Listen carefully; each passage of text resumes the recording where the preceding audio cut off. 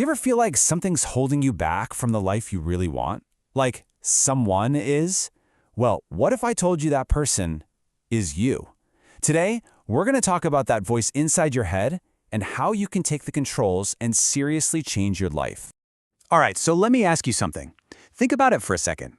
Who do you talk to the most? I mean, really, your partner? Your best friend? Maybe your mom? Nope. Even if you're on the phone with her constantly, that's not the right answer. The person you talk to the most is yourself. Get this. We have something like 50,000 thoughts every single day. 50,000. That is a nonstop conversation happening in your brain, right?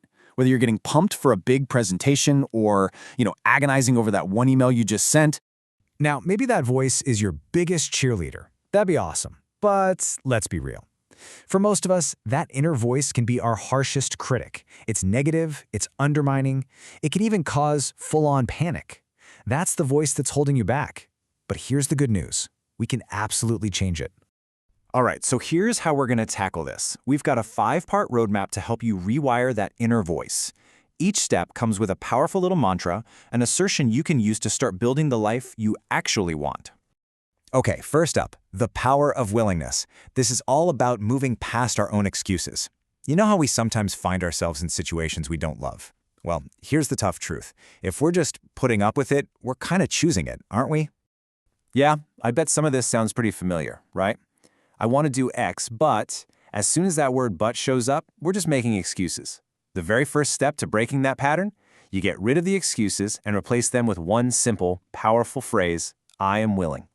And it's not some new idea. Even the old political mastermind Machiavelli got it.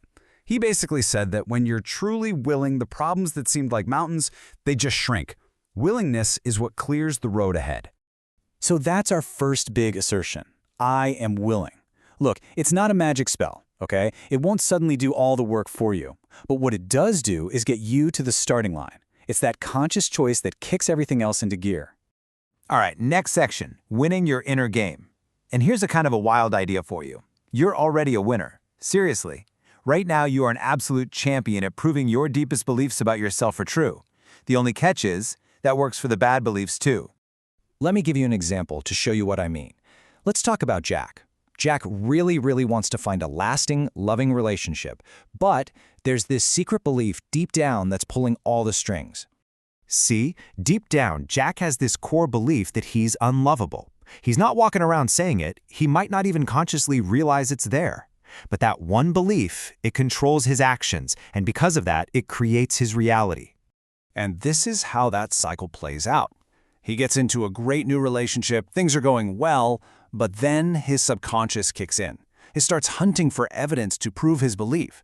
He starts noticing tiny flaws, little irritations turn into big fights, and the relationship ends.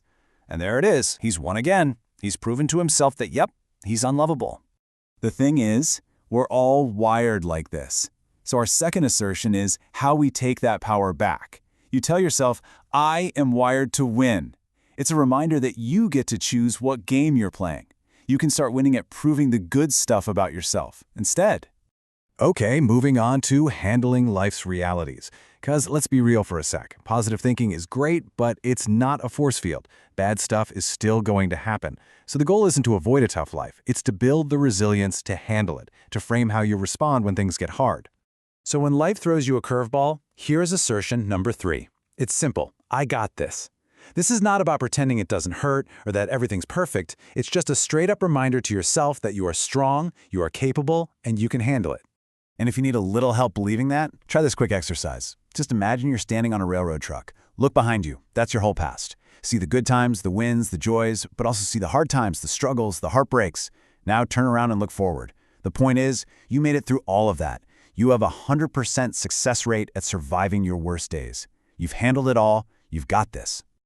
Now, a huge part of handling reality is getting comfortable with the unknown. We are obsessed with certainty, right? We check the weather 10 times a day. We want to know how things will turn out. But certainty is actually the enemy of growth.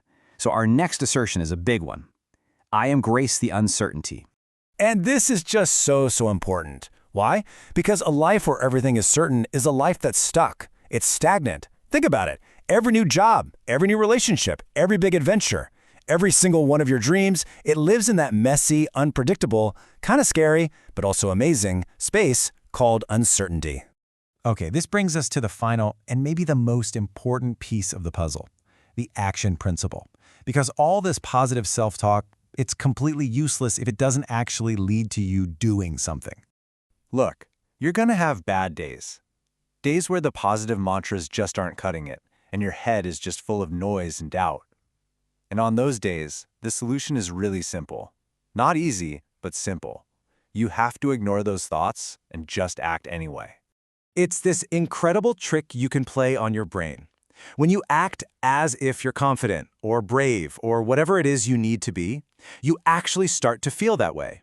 The action itself pulls you away from the negative thoughts and starts building a positive cycle. Sometimes you literally have to act your way into a new way of thinking.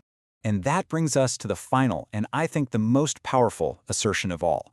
This is the one that draws a line in the sand. It's this: I am not my thoughts, I am what I do. Your actions, that's who you are, not the 50,000 random, chaotic thoughts that just happen to pass through your brain every day. So let's recap. You are wired to win. You've already proven you can handle anything life throws at you, and you are defined by what you do. So, the only real question left is, what are you going to do?